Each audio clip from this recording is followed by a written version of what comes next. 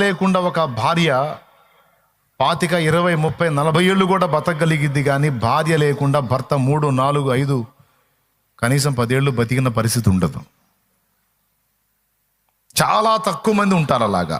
ఎక్కువ శాతం మంది తోబుట్టువుగానో, భార్యగానో, తల్లిగానో, చెల్లిగానో ఏదో ఒక రూపంలో ఒక స్త్రీ సపోర్ట్తోనే ఒక పురుషుడి మనుగడ సాగుతుంది.